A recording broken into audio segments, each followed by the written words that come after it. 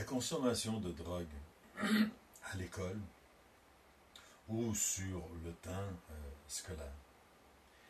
C'est sûr que c'est une question qui est là présente depuis nombre d'années. Même certains parents que je rencontre vont m'expliquer qu'eux autres mêmes vivaient ça quand ils étaient jeunes à ce niveau-là. Donc, ils ont comme l'impression que si nous autres on a vécu ça, ben c'est pas nécessairement grave que nos enfants puissent vivre ça.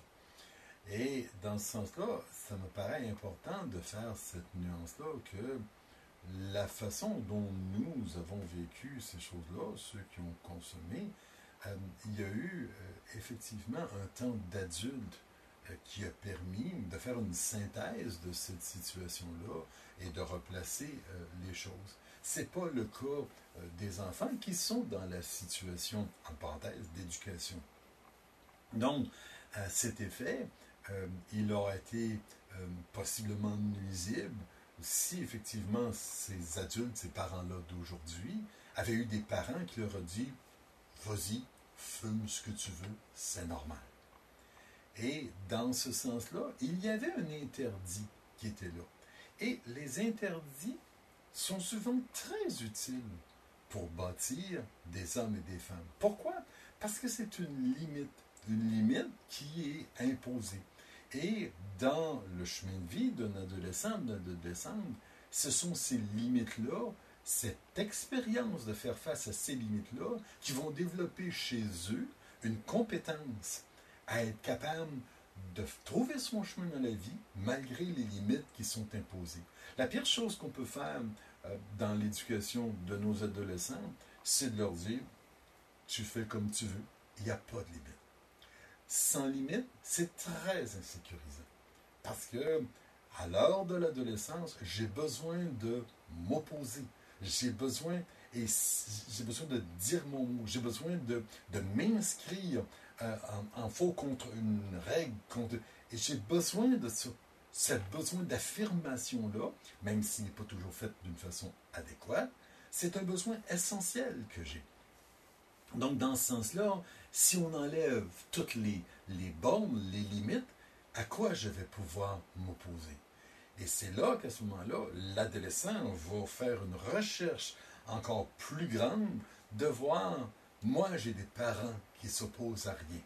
Qu'est-ce que je pourrais faire pour vraiment les faire réagir?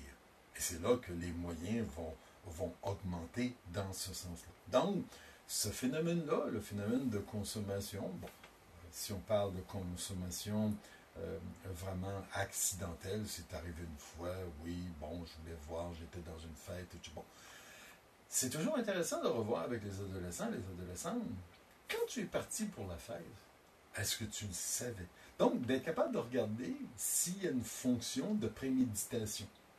Et la plupart du temps, ces jeunes-là vont dire « Ben non, je n'ai jamais prévu que je prendrais, que je consommerais cette chose-là. » Donc, tu vois comment c'est subtil. Quand tu es parti, quand tu as débuté cette journée-là du 17, tu t'es pas dit « Aujourd'hui, je vais consommer. » Et pourtant, tu es une personne intelligente, tu t'es retrouvé à consommer.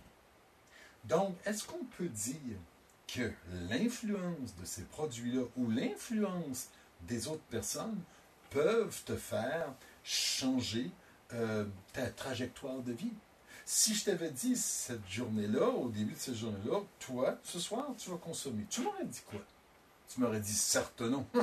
C'est pas vrai. Et pourtant, tu l'as fait. Donc, l'importance de regarder l'influence des pairs autour ou des situations. Parce qu'on sait que à l'adolescence, je suis particulièrement très vulnérable au jugement des autres. Je suis particulièrement vulnérable à la pression du groupe. Alors, il s'agit que quelqu'un me dise « t'es pas game » et c'est parti.